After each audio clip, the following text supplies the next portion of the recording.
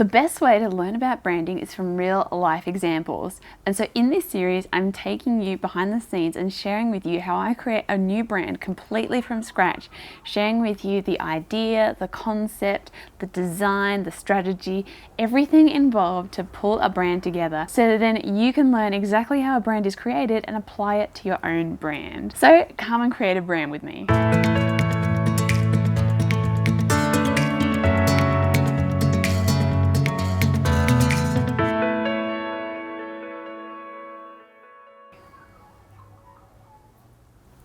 So far we've looked at the idea for the brand, we've looked at the brand strategy, and we've looked at the brand's identity and creating a brand guideline for that identity. So basically we've set the foundations, we've set in those foundational parts of the branding. We've got that concept, we've got the strategy behind it, and we've got a visual identity for it. So in the next few videos, what we're going to be looking at is the product, the packaging, setting up shop, and promotion. So we've got those brand foundations in place. Now we have to look at how we're branding our product, how we're packaging it up, and how we're putting it out there into the world. So as we start looking at the packaging side of things, I wanted to discuss the actual product. So even though you might think, well, we've already discussed what the product is and, the strategy behind it and things like that, I thought delving into the product a little bit more, I can talk to you a little bit more about how we brand a product. So we don't just create the product, but there's a lot of different branding elements in the actual product itself. And if you're a service-based business or sell digital products, some of these things can apply too. And so I'll discuss them as well, so you can make sure that you can take something from this video and apply it to your own brand. So you may have noticed in the last video when I started talking about the brand guidelines, I mentioned about the product names. And this is a really important part of branding your product, is coming up with unique names for your product so that they start to become memorable and part of your branding. So think about things like Starbucks. They don't just have the regular sizing of small, medium, large. They've got their own branded version. So when you hear those names, you instantly think of their brand. And so it's the same with your own branding. You need to come up with your own naming system for what you're creating. It could be describing the product size. It could be the actual product itself. It could be naming a range, whatever it is. So if you've got a service-based business, for example, rather than just, saying dog washing service, deluxe dog washing, you could give them cool names like Supreme Poodle Perfection, something that's cool and clever and is going to make it stand out. And it's not just going to be those basic bare names. So when it comes to naming those products, what you've got to think first is, what is that basic bare average name? What is, the standard just called? So for example, if you were selling teddy bears, you'd be like, this is the small pink teddy bear, this is the large red teddy bear. So what are those really standard base names first? Then think about how you could actually get creative with that naming. Then it's time to get creative with the naming. So it doesn't have to be anything too crazy and you spend hours and hours trying to come up with something super duper clever. It just has to be unique from that average bare bones name. Basically, we just want to do something a little bit different so it becomes branded. And as you're choosing those names, think about your own brand's tone of voice and style and making sure that those names fit that style too. You're not going to come up with names that just completely don't work with your brand, obviously. So if you're a really gentle, relaxed kind of brand, you're not going to call your journal the Badass Babe Journal Book. You're going to come up with something that actually suits your branding as well. Now, when it comes to naming, think about things like adjectives, so describing words. So, think it's going to be big. What's another word for big? It could be grand, large, supreme. Start, thinking about different adjectives that can describe that can then be used to describe that product in a different way from what's the average way of describing it. Another thing you could think about is the end result. So what are people getting out of this product or service? What is that end result? And turning that end result into a name. It can also be fun to play on words, like combining two different words together or using alliteration. Things like that can make names really fun and cool. So let's have a look at the names I came up with for the products for this brand. So first of all, here I have what I'm going to be calling Braided Bliss. So this band is basically a headband that's an oversized braided band. And rather than just calling it an oversized braided headband, I decided to give it the name Braided Bliss because I feel like it's braided and it's also sort of blissful and really cool, and it makes you feel amazing because it's like a crown that you're wearing. So that's the name of this product.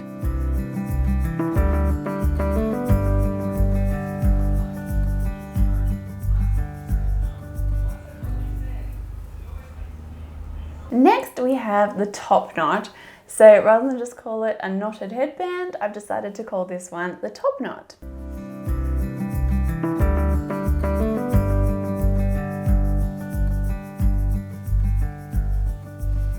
So basically I've created it in a way where it's a bit larger than your regular knotted headband, and it's got this slight turban type feel as well. Then we have the oversized scrunchie. So rather than just calling that an oversized scrunchie, I've decided to call it the super scrunchie.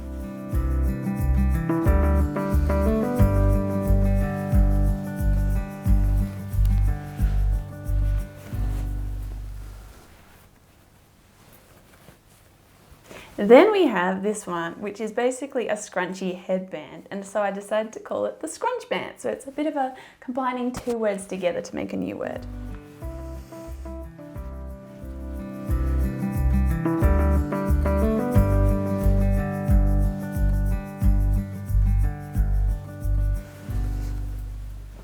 So as you can see, the naming isn't too crazy and super original and out there. It's just trying to make it a little bit different and feel a little bit more branded. Now, when it comes to the product itself, we need to go back to the brand strategy again. So we need to think about our values, making sure that product aligns with your brand value, making sure that it's appropriate for the target audience that you set, making sure that it speaks the language and the story of your brand.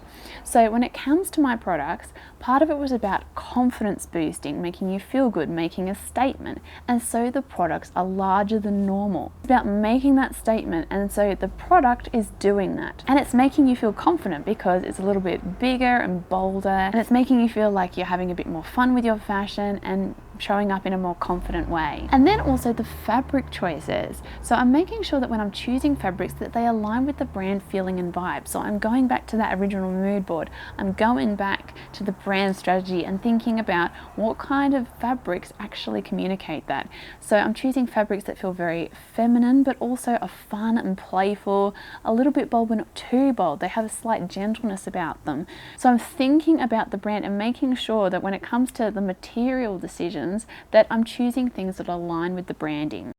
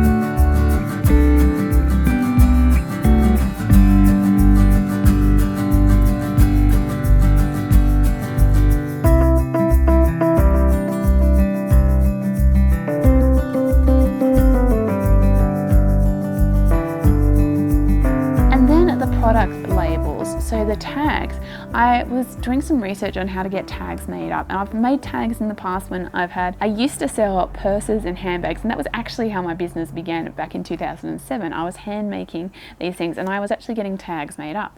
Now, most of the affordable tags, you have like a list of fonts you can choose from, and you can just type in what you want it to say. Some of them have some little icons you can add, things like that. But basically, you're not able to make it completely custom where you're choosing your own font. You're just picking from a list. And I thought about it for a bit, and then I thought, no, I really want to use my actual logo. I really want it to tie in with the branding and feel very on brand, and not be using anything that's going to make it look a bit more like a hobby or just a little, cute handmade kind of thing. I want it to feel very branded. And when I researched getting custom made with your own logo, the costs suddenly jump a lot. And because this is a completely new business and we haven't completely validated the idea, because we're yet to see how it goes once we put it out there into the world, I didn't want to be going full on buying these tags just yet. Now obviously if things go well and things grow, it's something I will be looking at doing, but I wanted to be able to still brand it in a way that's a little bit more cost effective to get started. And I came across a YouTube video, somebody showing how to make your own tags, where it's basically like t-shirt transfers where you're ironing on the transfer onto some tape, and so I created my own tags, and that way I could make them look very branded but do it in a way that's a little bit more cost effective to get started. So when it comes to the packaging side of things, you could go completely all out, you could have so much fun, but you want to make sure that when you're getting started that you're being careful about being cost effective too, and as the business grows you can get more creative, you can go all out, but just start small and get creative in thinking, well, how can I still make it really branded and really fun and different, but in a way that's a bit more clever. And there is a lot of ideas out there. I notice if you look on YouTube, people have a lot of really great DIY packaging ideas, so there's plenty of ideas out there of ways you can do it in a more cost-effective way and still make it really exciting for your customer. I also saw something that said that when it comes to your packaging, you should be spending 1 to 3% of your revenue on the packaging. Now, when you're first starting out, you might think, well, how can I figure that out? But a way you could figure that out is think, okay, when I've got, for example, 50 products, how much profit would I make from those 50 products? Now, thinking about that, how much then can I spend on packaging those 50 products? So when you think of it in that way, you can think about how much money you should really be allocating towards packaging. Now, the packaging includes packaging the actual product, so the labels on the product, then the outer packaging around the product, so things like tags or boxes, depending what your product is. Then when it comes to shipping, so if you're an e-commerce business, you've also got to think about the packaging when it comes to sending it. You could say, well, I'm just going to stick it in a box and send it off, but there is so many creative things you can do. Think about things like stickers, the tape, the actual box itself. There's so many cool things you can do and ways you can think about how can I get more creative with this and how can I make it align with my brand too. We're going to get into that a bit more with another video where we talk more about the packaging, but I just wanted to address that when you're thinking about the spending when it comes to your packaging. So really, you're going to be going more out there if you've got more expensive products. So think about it, it's going to be more luxury, your packaging, when you've got more luxury products. If you've got very cheap products, then your packaging needs to be a little bit more simple, because obviously you don't want to be spending all your profits on packaging. So the percentage rule makes a lot of sense. If you're selling really expensive high-tech things like cameras, or if you're selling jewelry, anything that's more expensive, you're going to want to be spending a bit more on the packaging, and then it's going to create that luxury experience too. So you're bringing through that positioning of your brand into your packaging as well. So it's something to really think about. If you have a service-based business or you sell digital products and you're thinking, well, how can I apply packaging design to what I'm doing? Well, think about the things that you're giving the client on the other end that you can add some experience to. So for example, if you've got a service, it could be things like your invoice or a welcome packet, or a services list, any kind of document or anything that you're handing over to the client or customer, and how you can package that up in a way that creates more of a brand experience and keeps that thing on brand. So while it's very easy to just make it a simple document and slap your logo on it, think about how you could be a bit more creative and clever and make it more branded. There are so many opportunities along the way to add more experience in your branding, so that every step of the way people feel like they're on this amazing amazing brand experience with you, and it's going to make your branding so much more memorable. So I hope you enjoyed this video as we started to touch upon the product and packaging side of things. We're going to delve much more deeply into the packaging in the next video, but I wanted to touch on things like naming and product materials and things like that in this video because they're all parts of the brand experience, and experience is such an important part of branding, making sure that every touch point, everything is considered, and that you're creating this full brand experience for your customer or client. So if you want to continue watching as I create this brand, make sure you subscribe to this channel and hit the bell notification so you know exactly when a new video comes out, and I'll see you next time.